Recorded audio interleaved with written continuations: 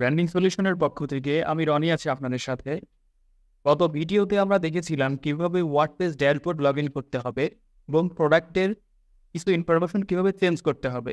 আজকের এই ভিডিওতে আমরা আলোচনা করব কিভাবে আপনি আপনার ল্যান্ডিং পেজের হোম পেজে এডিটগুলো করতে পারবেন এবং তার পরবর্তীতে আমরা দেখানোর চেষ্টা করব কিভাবে আপনি আপনার ওয়েবসাইট অথবা ল্যান্ডিং পেজের অর্ডারগুলো মেনটেন করতে পারবেন, অর্ডারগুলো কোথায় থাকবে এবং অর্ডারগুলো কিভাবে আপনি স্ট্যাটাস মেনটেন করতে পারবেন। তো আমরা চলে যাচ্ছি ওয়ার্ডপ্রেস ড্যাশবোর্ডে। এখানে আসলে আপনি ল্যান্ডিং পেজের হোম পেজটা এডিট করার জন্য আপনাকে কার্ট ক্লোজে হোভার করতে হবে। এখানে হোভার করার পর দেখেন আনেন্স নামে একটা অপশন পাবেন, এখানে ক্লিক করবেন। এখানে ক্লিক করার পর আপনি আপনার ওয়েবসাইটের সকল ল্যান্ডিং পেজগুলো এখানে লিস্ট আকারে দেখতে পাবেন। এখানে একটা আসছে কারণ এখানে একটা ল্যান্ডিং পেজ ক্রিয়েট করা হয়েছে। তো এখানে আপনি এই নামের উপরে ক্লিক করবেন। নামের উপরে ক্লিক করার পরে দেখেন এখানে হচ্ছে এটা হোম পেজ, ল্যান্ডিং পেজের হোম পেজ, আর এটা হচ্ছে আপনার থ্যাংক ইউ পেজ। হোম পেজটা এডিট করার জন্য আপনাকে এই যে দেখেন এখানে ভিউ স্টেপ নামে যে অপশন আছে এটার উপরে ক্লিক করবেন। এটার উপরে ক্লিক করার পরে আপনি দেখেন এটা হচ্ছে আপনার ল্যান্ডিং পেজ। এখন এটা এডিট করার জন্য আপনাকে এই যে উপরে দেখেন এডিট উইথ এলিমেন্টর নামে যে অপশনটা আছে এখানে ক্লিক করতে হবে। একটা বিষয় মাথায় রাখবেন, অবশ্যই নিচে যে দুইটা অপশন আছে এখানে ক্লিক করবেন না, আপনি জাস্ট এডিট উইথ এলিমেন্টর এটাতে ক্লিক করবেন।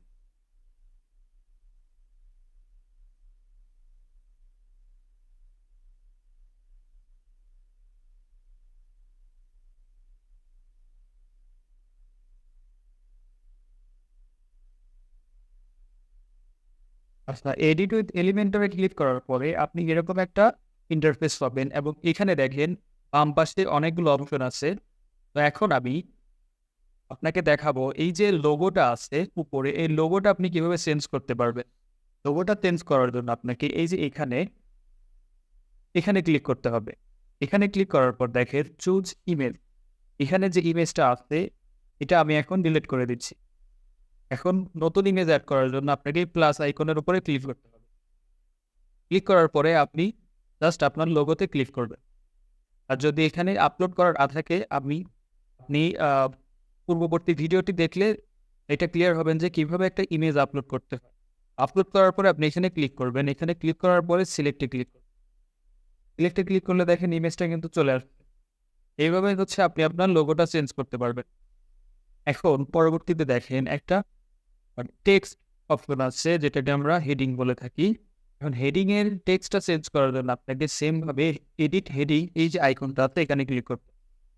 এখানে ক্লিক করার পর এই যে অপশনটা আসছে এখান থেকে জাস্ট আপনি টেক্সটটা দেখেন চেঞ্জ করে দিতে পারবেন। আপনি এখান থেকে সকল কিছু বাদ দিয়ে নতুনভাবে লিখতে পারেন অথবা এডিট করে কিছু অ্যাড করতে পারেন। আমি কিছু অ্যাড করতেছি না, যেমন ছিল সেরকমই রাখি। এইভাবে এডিট করে আপনি জাস্ট এইভাবে চেঞ্জ করতে পারবেন। আরেকটা বিষয় দেখাই, এই টেক্সটার কালার আপনি কিভাবে চেঞ্জ করবেন। এটা করার জন্য আপনাকে এই স্টাইল অপশনে আসতে হবে। এখানে আসার পরে দেখেন টেক্সট কালার নামে একটা অপশন আছে, এখানে আপনি ক্লিক করবেন। এখানে আপনি আপনার ইচ্ছা মতো কালারটা বসাতে পারবেন অথবা আপনি এখানে কালার কোড দিলে সেটাও নিয়ে নিবে। যেটা ছিল আমি সেটাই রাখতেছি। অবশ্যই আপনি এই চেঞ্জগুলো করার পরবর্তীতে আপডেটে ক্লিক করবেন। আপডেটে ক্লিক না করলে কিন্তু এই চেঞ্জগুলো আসলে আপডেট হবে না। তার পরবর্তীতে আছে একটা ইমেজ অপশন। ইমেজটা চেঞ্জ করার ঠিক সেম আমি লোগোতে যেভাবে দেখিয়েছি সেভাবেই চেঞ্জ করে নিতে পারবেন। বাটনের টেক্সটও আপনি সেম ভাবে চেঞ্জ করে নিতে পারবেন এই এখান থেকে। তো এটা আমি উপরে দেখিয়েছি যে এখানে যেভাবে চেঞ্জ করতে হয় আপনি এটাও ঠিক সেভাবেই চেঞ্জ করতে পারবেন। এখন নিচে আসতে দেখেন একটা লিস্ট অপশন আছে, যেটাকে আমরা আইকন লিস্ট বলে থাকি। আইকন লিস্টের আইকন অথবা টেক্সট চেঞ্জ করার জন্য আপনি এখানে এডিট আইকন লিস্টে ক্লিক করবেন। ক্লিক করার পরে দেখেন এখানে আপনার যতগুলো আইটেম আছে সকল আইটেম এখানে দেখাচ্ছে। এখন আপনি যদি এখানে একটা আইটেম নতুন অ্যাড করতে চান তার জন্য আপনাকে এই যে অপশনটা আছে এখানে ক্লিক করতে হবে। এখানে ক্লিক করলে দেখেন এটা কিন্তু ডুপ্লিকেট হয়ে গেছে। ডুপ্লিকেট হয়েছে, এখানে আপনি আপনার টেক্সটটা নতুনভাবে বসাতে পারেন এটা চেঞ্জ করে দিয়ে। আইকন চেঞ্জ করার জন্য আপনি জাস্ট আইকনের উপরে ক্লিক করবেন। এখানে অনেকগুলো আইকন আছে, আপনার যেটা ভালো লাগে সেটা সিলেক্ট করে ইনসার্টে ক্লিক করবেন। এভাবে আপনার যদি কোনো আইটেম ডিলিট করতে হয়, জাস্ট আপনি এই যে ক্রস বাটনে ক্লিক করবেন। এভাবে আপনি এটাতেও চেঞ্জ করে নিতে পারবেন ২ টা সেম আইকন লিস্ট। এখন নিচে আসার পরে দেখেন এখানে একটা ভিডিও অপশন আছে। ভিডিও চেঞ্জ করার জন্য আপনাকে এই যে এডিট ভিডিও এখানে ক্লিক করতে হবে। ক্লিক করার পরে জাস্ট আপনি এখান থেকে লিঙ্কটা চেঞ্জ করে দিলেই হয়ে যাবে।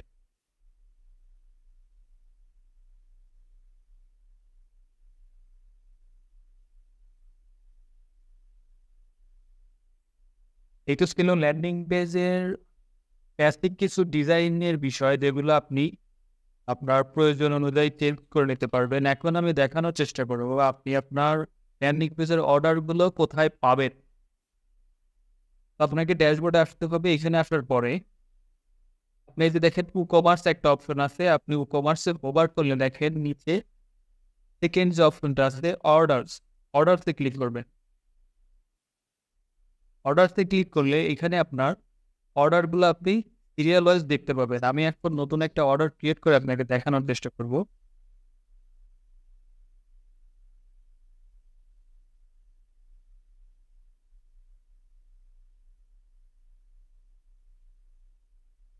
এটা হচ্ছে আপনার ল্যান্ডিং পেজ। কোনো কাস্টমার যখন আপনার কোনো একটা প্রোডাক্ট অর্ডার করবে, এখানে তার নাম লিখবে, এখানে তার ঠিকানা লিখবে এবং এখানে তার ফোন নাম্বারটা লিখবে। লেখার পরে সে ইনসাইড ঢাকা নাকি আউটসাইড ঢাকাতে সে দিবে সেটা এখানে সিলেক্ট করবে এবং এখানে প্লেস অর্ডারে ক্লিক করবে। এভাবে হচ্ছে একজন কাস্টমার তার অর্ডারটা প্লেস করবে। এখন এটা অর্ডারটা প্লেস করলো, আপনি এখন অর্ডারটা পাবেন। এখানে আসবেন, দেখেন ২টা অর্ডার কিন্তু আছে। আমি এটা একটু রিফ্রেশ করে দেখতেছি। এই যে দেখেন রিফ্রেশ করার পরে মাত্র যে অর্ডারটা প্লেস করা হয়েছে সেটা কিন্তু এখানে আসছে ১৫ সেকেন্ড এগো।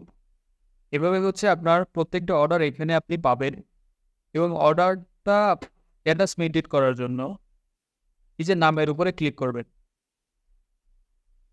এখানে ক্লিক করার পরে দেখেন আপনি আপনার কাস্টমারের ফোন নাম্বার, কাস্টমারের নেম এবং কাস্টমারের ঠিকানা এখান থেকে পেয়ে যাবেন এবং আপনি ইনভয়েসটাও খুব ইজিলি এখান থেকে জেনারেট করে নিতে পারবেন। এই যে দেখেন ইনভয়েস ট্র্যাকিং একটা অপশন আছে।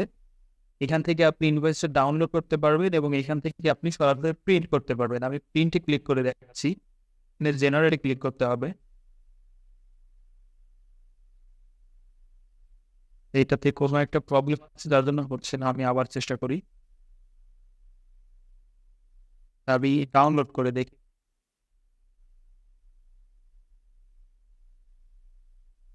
আর এটাতে হয়তোবা কোনো প্রবলেমের কারণে এটা হচ্ছে না। কিন্তু আপনি এভাবেই এটা ডাউনলোড অথবা প্রিন্ট করতে পারবেন। এখন দেখেন এই যে স্ট্যাটাস নামে একটা অপশন আছে এখানে। আপনার অর্ডারটা প্লেস হওয়ার পরে আপনি অবশ্যই আপনার কাস্টমারের সাথে কনট্যাক্ট করবেন। এখন সে প্রোডাক্টটা নিবে কিনা, সে কনফার্ম করবে কিনা অথবা সে ক্যানসেল করে দিবে কিনা, এই বিষয়গুলো যখন আপনি কাস্টমারের সাথে কথা বলে ক্লিয়ার হবেন, তখন আপনি স্ট্যাটাসে আসার পরে এখানে জাস্ট আপনি প্রোডাক্টটা যদি ক্যানসেল হয়ে যায় তাহলে আপনি ক্যানসেলে সিলেক্ট করবেন এবং আপডেটে ক্লিক করবেন। এখন আপডেটে ক্লিক করার পরে আপনি যদি অর্ডারতে আসেন, তাহলে দেখেন এই প্রোডাক্টটা যে ক্যানসেল করে দেওয়া হয়েছে, কাস্টমার ক্যানসেল করছে, এটা কিন্তু এখান থেকে বোঝা যাচ্ছে। ভিতরে আর আপনাকে যেতে হচ্ছে না। সেম ভাবে আপনি অর্ডারটা যদি ডেলিভার কমপ্লিট হয়ে যায় তার জন্য আপনি কমপ্লিটেড এখানে সিলেক্ট করে আপডেটে ক্লিক করে দিবেন। অথবা কাস্টমার যদি আপনাকে এরকম বলে যে আমি প্রোডাক্টটা হোল্ডে রাখবো, আমি কিছুদিন পরে এটা নেব, তাহলে আপনি এখানে অন হোল্ডে ক্লিক করবেন এবং আপনি একটা নোট এখানে রেখে দিতে পারেন। নোট রাখার জন্য আপনি এখানে লিখতে পারেন যে আপনার কাস্টমারটি প্রোডাক্টটি ৫ দিন পরে নেবে। এখানে লিখতে পারেন যে ৫ দিন পরে তার ডেলিভারি কিনতে হবে। এভাবে আপনি একটা নোট রেখে দিতে পারেন এবং এখানে আপনি আপডেট করে দিবেন। আপডেট করার পরে আপনি দেখেন যদি এখানে আসেন এই যে অন হোল্ডে কিন্তু আছে। পরবর্তীতে আপনি চেক করে দেখতে পারবেন যে অন হোল্ডে কোন কোন প্রোডাক্টগুলো আছে এবং সেগুলোর স্ট্যাটাসটা কি এবং সেটা আপনি কি করতে হবে পরবর্তীতে। অন হোল্ডে রাখার পরে এখানে ক্লিক করবেন।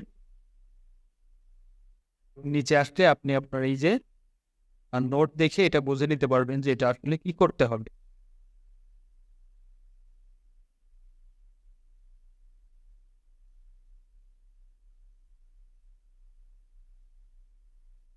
আচ্ছা, এই তো ছিল অর্ডারের বিষয়ে যাবতীয় বিষয়। আপনি এভাবে আপনার অর্ডারগুলো মেইনটেইন করতে পারবেন এবং আপনার এন্ডিং পেজটি বেসিক যে এডিটের বিষয়গুলো আছে সেগুলো করে নিতে পারবেন। ধন্যবাদ ব্র্যান্ডিং সলিউশনের সঙ্গে থাকার জন্য। পরবর্তীতে যেকোনো প্রবলেম হলে আপনি যেগুলো চেঞ্জ করতে পারবেন না, অবশ্যই আমাদেরকে নক দিবেন। আমরা সেটা সাহায্য করার চেষ্টা করব। ধন্যবাদ। আসসালামু আলাইকুম।